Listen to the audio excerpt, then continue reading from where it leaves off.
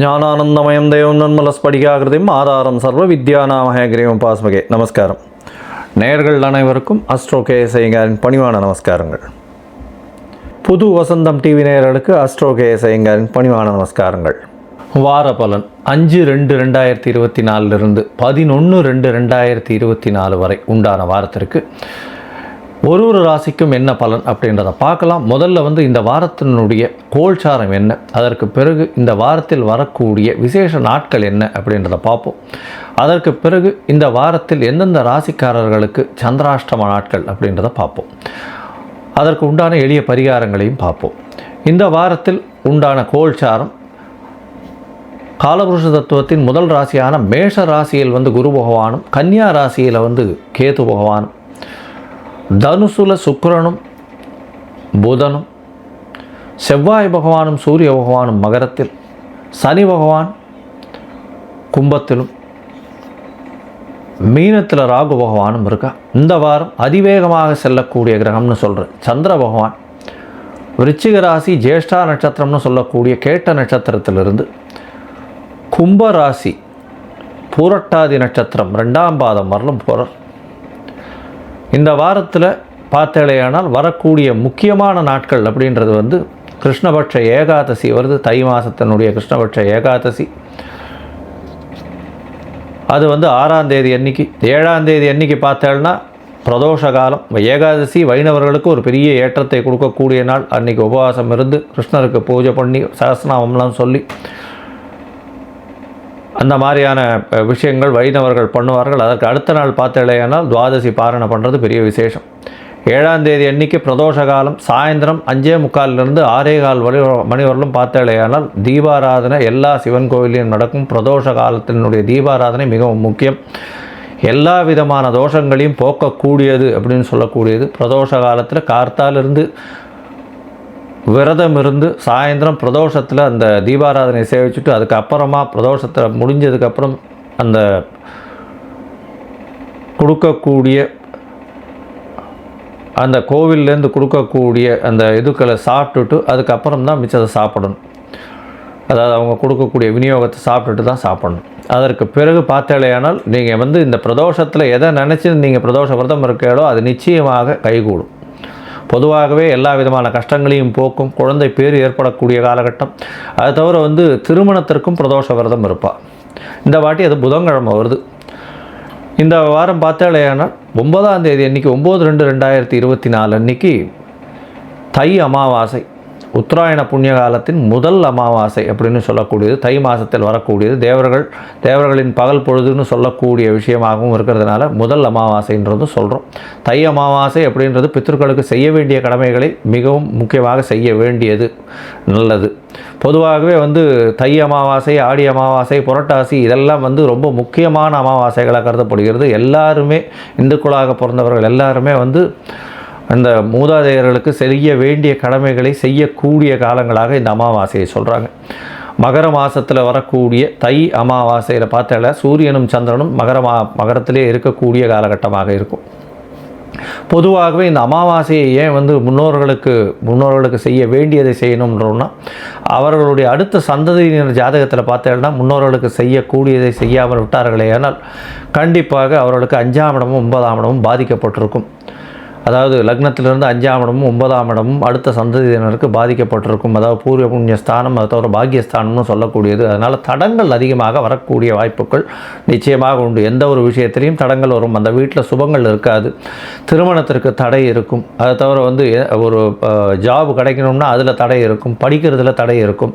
பொருளாதாரத்தில் மிகப்பெரிய தடை இருக்கும். வேலை கிடைச்சும் அதில் திருப்தி இருக்காது. இந்த மாதிரியான விஷயங்கள் நிறைய இருக்கும். பொதுவாகவே இந்த அமாவாசைக்கு திதி கொடுக்கறது ரொம்ப முக்கியம். அதுவும் உத்தராயண புண்ணிய காலத்தில் வரக்கூடிய முதல் அமாவாசையான தை அமாவாசையில் கொடுக்கறது மிக மிக முக்கியம். இந்த வாரத்தில் வரக்கூடிய சந்திராஷ்டம ராசிகள் என்னென்னு பார்த்தோம்னா மேஷம், ரிஷபம், மிதுனம், கடகம் இந்த 4 ராசிக்காரர்களுக்கும் சந்திராஷ்டமம் இருக்குது. இந்த வாரத்தில் சந்திர பகவான் 8ஆம் இடத்துல மறைந்து இருக்கக்கூடிய காலகட்டத்தை சந்திராஷ்டமம்னு சொல்கிறோம்.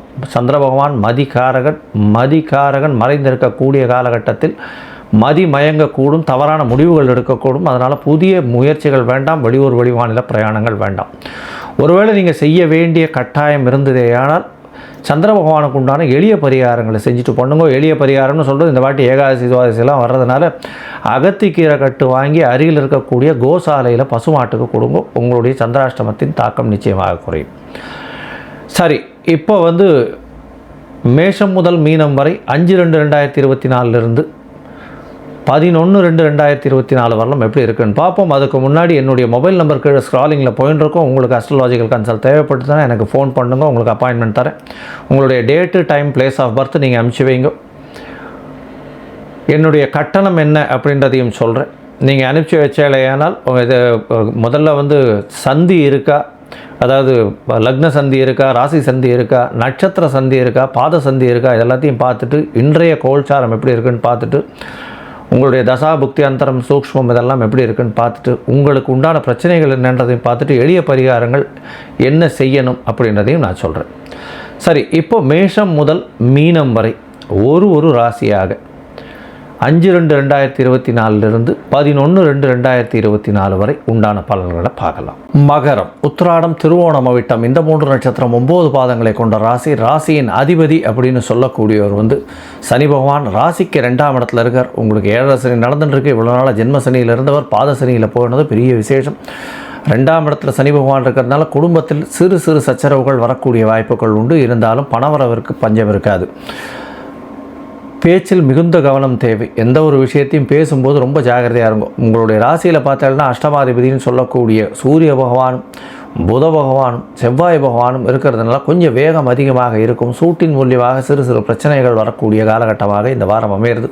உடல் நலத்தில் சற்று கவனம் தேவையாக இருக்கணும். உங்களுடைய ராசிக்கு 4ஆம் இடத்தில் இருக்கக்கூடிய குரு பகவான் மூலியமாக புதிய வீடு மனை வாங்கக்கூடிய வாய்ப்புகள் உண்டாகும். தாயின் உடல்நிலையில் நல்ல ஒரு ஏற்றம் கிடைக்கக்கூடிய காலகட்டம். 12ஆம் இடத்தில் இருக்கக்கூடிய சுக்கிர பகவான் மூலியமாக கணவன் மனைவியிடையே நல்ல ஒரு அந்யோன்யம் இருக்கக்கூடிய காலகட்டமாக இந்த வாரம் அமையிறது. உங்களுடைய முயற்சி ஸ்தானத்தில் ராகு பகவான் இருக்கிறது பெரிய விசேஷம். 3ஆம் இடத்தில் ராகு பகவான் இருக்கிறதுனால எல்லா விதமான முயற்சிகளிலும் வெற்றி பெறக்கூடிய வாய்ப்புகள் உண்டு. இருந்தாலும் இளைய சகோதரர்கள் இளைய சகோதரர்கள் கூட சிறு சிறு பிரச்சனைகள் சண்டைகள் வரக்கூடிய காலகட்டமாக இந்த வாரம் அமையிறது.